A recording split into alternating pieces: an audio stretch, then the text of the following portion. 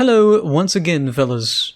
I'm coming to you today with just a little bit of a channel update. Just a couple weeks ago, Hurricane Laura tumbled through my city, and the results were pretty devastating, considering that it was just 7 miles per hour shy of being classified as a Category 5 hurricane. It's the strongest storm to hit Louisiana since 1856.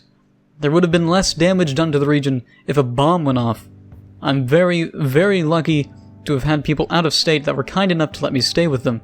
After the storm, the entire region's electrical infrastructure had totally collapsed, and hundreds of thousands of people had lost power for extended periods of time. Although I was out of state and out of harm's way, I still know how hot and humid southern Louisiana always is. In fact, a lot of people began to overheat.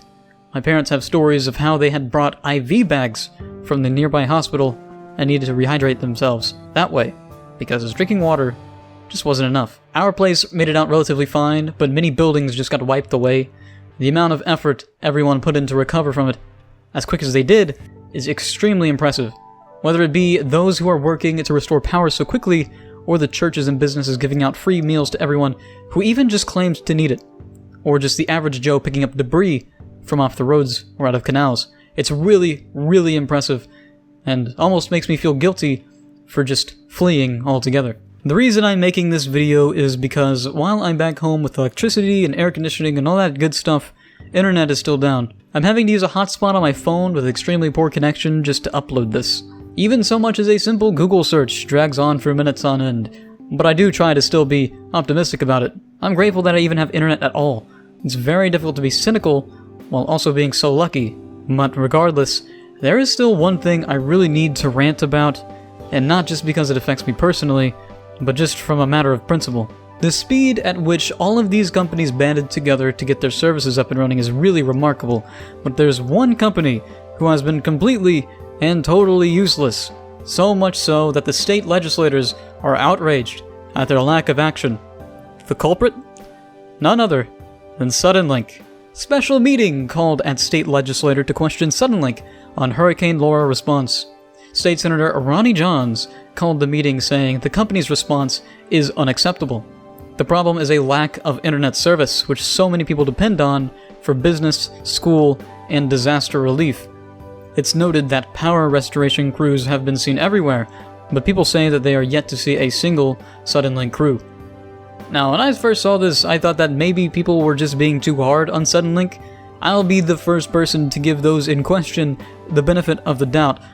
But then I saw that at&t, by contrast, has been restoring internet to its customers, almost giving the impression that they care to do so, and clearly demonstrating that such a feat is doable even in these disastrous circumstances.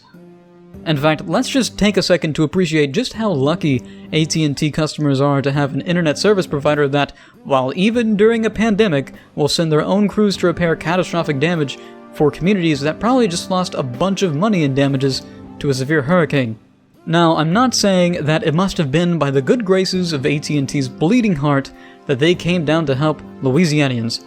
All I'm saying is, at&t acted from a place of obligation, as though they have principles. It's just a good business move. People like to know that they can rely on their ISP in times of need, and by acting in contrast to Suddenlink, I'd say that simple act of principle from service provider to customer really paid off as far as public perceptions are concerned. It's almost as though Suddenlink isn't aware that they operate in a free market, where competition is the name of the game. Oh, hold on. I was in the middle of editing this video, and I went to go find the article I was reading from originally so that I can edit in some of the screenshots, and I discovered that Suddenlink happened to have updated their website. Now, on the front page of their website, after all the pressure from our state legislators, the very first thing you see is, "We're prepared for severe weather." Yeah. And then you scroll down, it says, Hurricane Laura. In the wake of Hurricane Laura, we're working around the clock to restore service to our Louisiana customers. So it seems with just a little bit of outrage and pressure from our Louisiana state legislators and representatives, Suddenlink seems finally to have decided that they ought to put on their good public face and trick everybody into thinking that they genuinely care about the people here.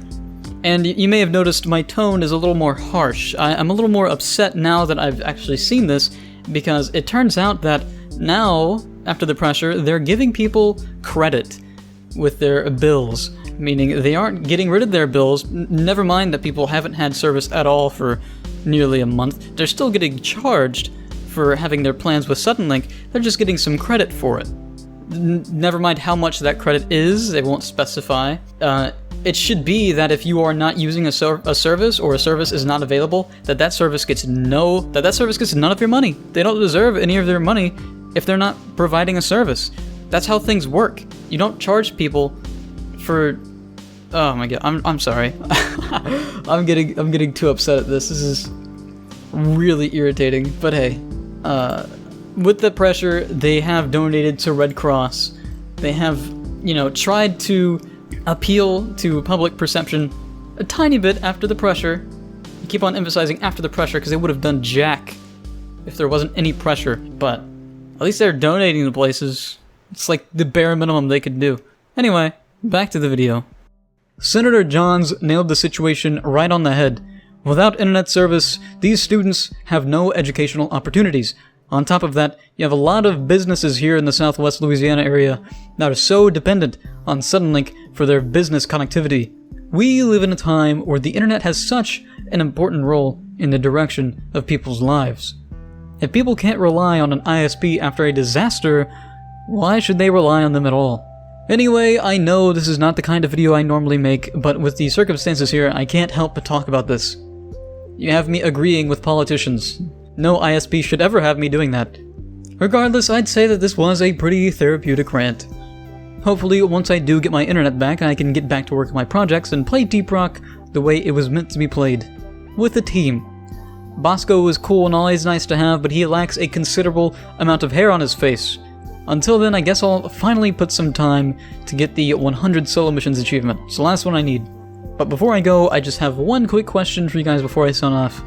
Do you think you'd be interested in a live gameplay commentary? I've kind of been warming up to the idea of doing one, so I think it'll make the next journey to 100 solo missions way less boring. Anyway, thank you for your patience, thanks for sticking around, and until next time, peace out.